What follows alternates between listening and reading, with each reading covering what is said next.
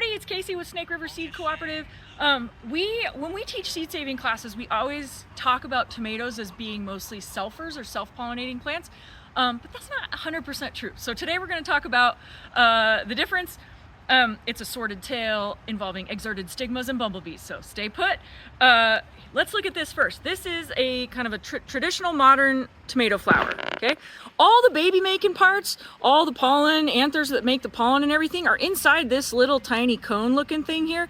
And what happens in a normal plant, in a normal tomato or a modern tomato plant, is that those anthers just like slide right past the stigma, the sticky part where the pollen gets stuck, and then it germinates, grows a tube, makes the ovary swell up and house ripening seed babies inside, making a tomato. So that's the way it typically is done. But let's go look at this other plant over here, and we're going to explore how sometimes it happens a little differently. Okay, now check out this little number right here. You zoom in there, you see that little green thing poking out through the middle? There's a lot more like openness to this. That green thing is the stigma.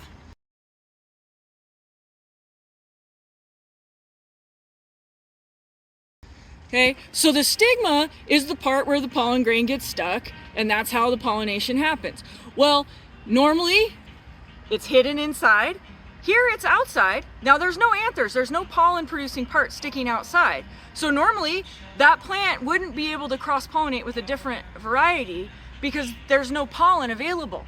But bumblebees can do this really cool thing called buzz pollination, where a little bumblebee will come up and she'll stick her little legs around this anther cone here, and then she'll vibrate her body to the tune of middle C, and the tomato will shed its pollen onto her body.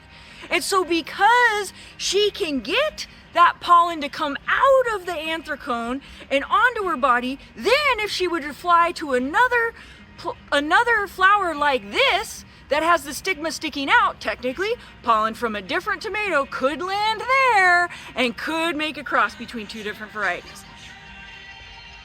So what this means for seed savers is that this is a great time of year to be looking at your plants and seeing what their little stigmas are doing.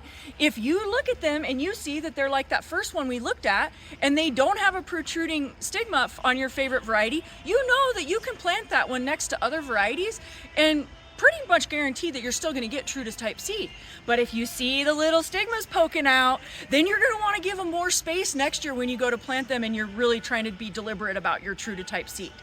What I love about this is it's an opportunity to get out here and look at our plants and engage with this fascinating natural world and these ecosystems with all these bees and all these wonderful things happening that we don't get to control. Have fun!